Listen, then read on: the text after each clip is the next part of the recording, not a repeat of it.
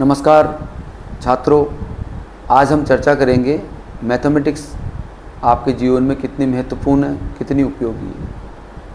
आप हमेशा ध्यान रखें, चाहे आप आर्ट्स लें, चाहे आप कॉमर्स लें, चाहे आप साइंस बायोलॉजी लें, चाहे आप साइंस मैथमेटिक्स लें, इस बात को हमेशा याद रखें।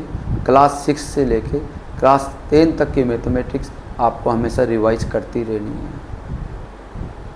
ऐसा नहीं आर्ट्स लेके सोचे मैथमेटिक्स से छुटकारा पा लिया, ऐसा नहीं एग्रीकल्चर लेके सोचे मैथमेटिक्स से छुटकारा पा लिया, ऐसा नहीं बायोलॉजी या कॉमर्स लेके सोचे अब मैथमेटिक्स नहीं पढ़नी है। आप ध्यान दें, पढ़ाई का आम मिडिल क्लास ग्रामीण पृष्ठभूमि के बच्चों के साथ पढ़ाई का मुख्य उद्देश्य होता है सरकारी नौकरी लेना। और जितने भी भारत में कॉम्पिटिटिव एग्जामिनेशन है, चाहे वो बैंकिंग के लिए हो, चाहे वो रेलवे के लिए हो, चाहे वो पटवारी के लिए हो, चाहे वो ग्राम सेवक के लिए हो, चाहे वो एसएससी मैट्रिक लेवल हो, चाहे एसएससी ग्रेजुएट लेवल हो, ज़्यादातर लगभग 90% कॉम्पिटिटिव एग्जामिनेशंस जिन्हें हम प्रतियोगी परीक्षाएं बोलते हैं, में मैथमेटिक्स एक महत्वपूर्ण सब्जेक्ट है। मतलब बीए करने के बाद सपोज कीजिए आपने आर्ट्स ले लिया, आप बहुत राजी हो, बहुत प्रसन्न हो, अब मुझे मैथमेटिक्स नहीं पढ़नी है, अब मैं history, political, geography, public ad, English literature पढ़ूंगा, बहुत अच्छी बात है। अब आपने ग्रेजुएशन कर ली और अब आप सरकारी नौकरी की तैयारी करने वाले हो। आप क्या पाओगे कि आपने 5 साल बर्बाद कर दिए, क्योंकि 5 साल आपने मैथमेटिक्स नहीं पढ़ी। और ये सिस्टम की गड़बड़ी नहीं है, ये गड़बड़ी आपकी है। आपको फ्यूचर के लिए अपने आप को तैयार करना है। तो आप जो ही क्लास 11th में एडमिशन लो, आप कोई सा भी सब्जेक्ट ले लो, कैसा भी सब्जेक्ट ले लो, आपको एक बात का ध्यान रखना है, मैथमेटिक्स ज़रूर पढ़नी है।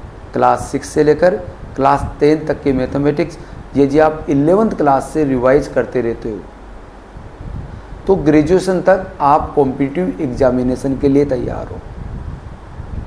आपकी बीए में कितनी भी परसेंटेज बढ़ जाए, बीकॉम में कितनी भी परसेंटेज बढ़ जाए, बीएससी में कितनी भी परसेंटेज बढ़ जाए, आप लोग यदि गवर्नमेंट जॉब चाहते हो तो आपको कॉम्पिटिटिव एग्जामिनेशन में बैठना है और उसे क्रैक करना है, और उसमें मैथमेटिक्स ज़रूर आएगी। इसलिए ये इस देश की सिस्टम है।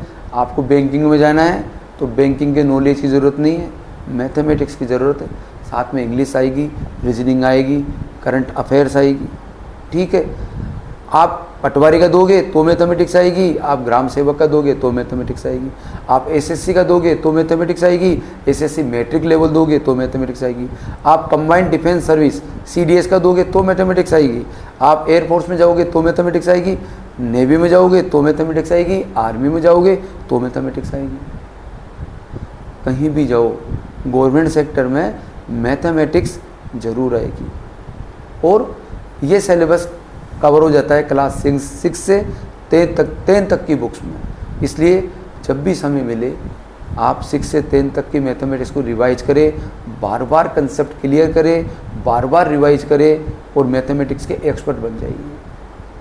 इसलिए मन से ये बात निकाल दीजिए कि मैंने आर्ट्स ले ली, अब मुझे मैथमेटिक्स से छुटकारा मिल गया, मैंने कॉमर्स ले ली, अब मुझे मैथमेटिक्स से छुटकारा मिल गया।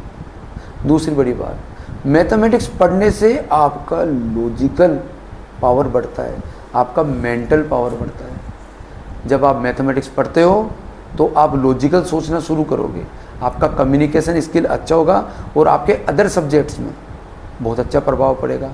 इसलिए याद रखिए, चाहे आप कॉमर्स लो, चाहे आप आर्ट्स लो, चाहे आप साइंस लो, क्लास 6 से 10 तक की मैथमेटिक्स आपको हमेशा सॉल्व करते रहना है और ये आपकी लाइफ में बहुत सपोर्ट करेगी। धन्यवाद।